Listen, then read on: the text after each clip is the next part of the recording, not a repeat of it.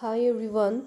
Today we are beginning with the poem A Roadside Stand. I have already given you the introduction video. You may go through the introduction video to get a connectivity. Okay, so today I shall give you the explanation of first 13 lines. Okay, I shall read the first 13 lines. The little old house was out with a little new shed in front at the edge of the road where the traffic sped. A roadside stand that too pathetically bled. It would not be fair to say for a doll of bread, but for some of the money, the cash whose flow supports the flower of cities from sinking and withering faint. The polished traffic passed with a mind ahead, or if ever aside a moment, then out of sorts at having the landscape marked with artless of signs that with N turned wrong and S turned wrong, offered for the sale wild berries in wooden carts, or crook-necked golden squash with silver warts, or beauty rest in a beautiful mountain scene. So, as I've told you, in this poem, the poet contrasts the lives of poor and deprived countryside people who struggle to live with the thoughtless city people who don't even bother to notice in roadside stand that these people have put up to sell their goodies. The poet Robert Frost is a witness of the pathetic living condition of the poor in rural areas of America.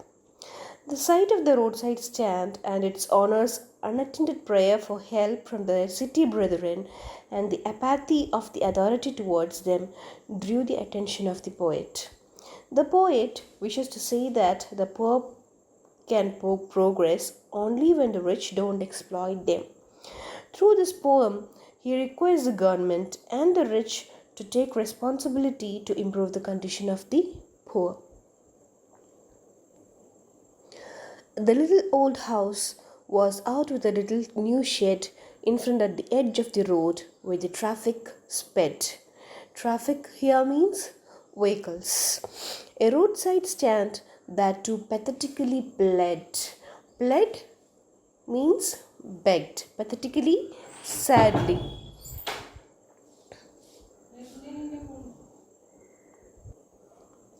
Now, the poem starts with the description of the roadside stand and the intention behind it.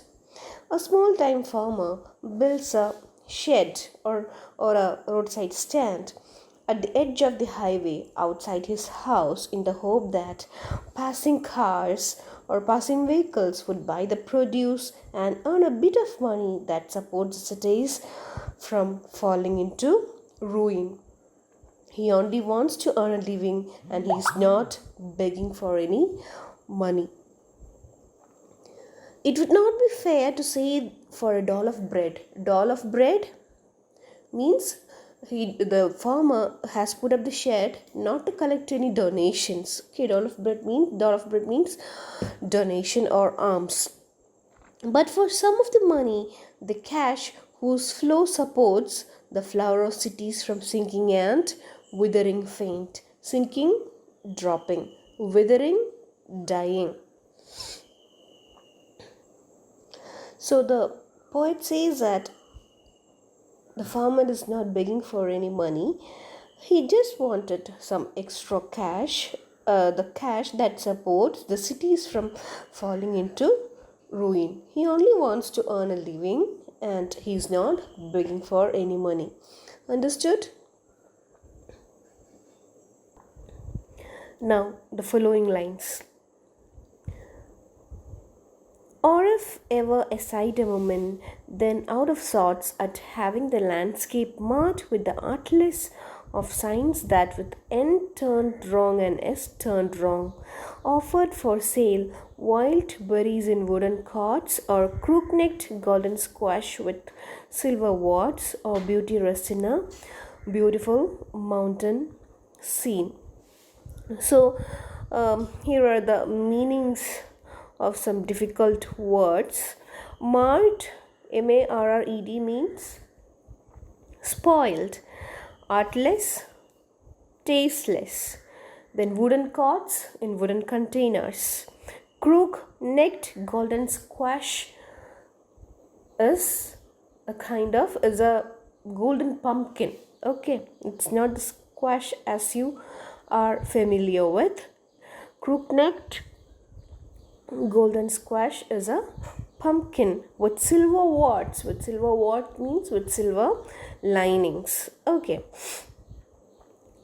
so here are the meanings of difficult words.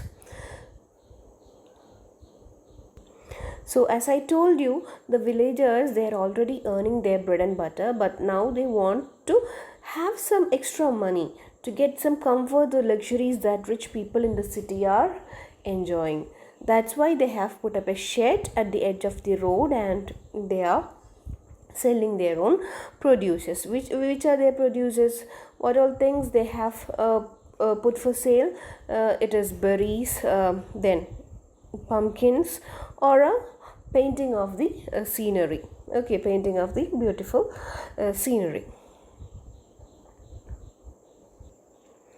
However, no cars even stop, and the ones that even glance in the direction of the stand without any feeling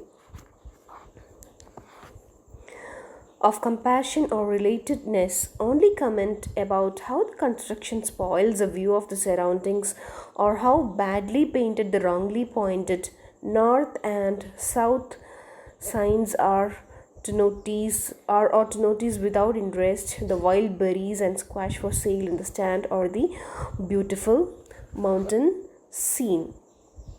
The city people, they hardly notice the stall.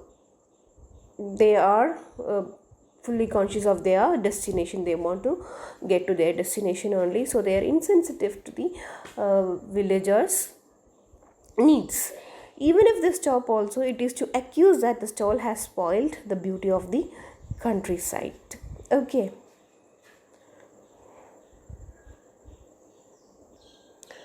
so please go through these first 13 lines and read it, and you can watch the video again and again, and if you have any doubts, please contact me.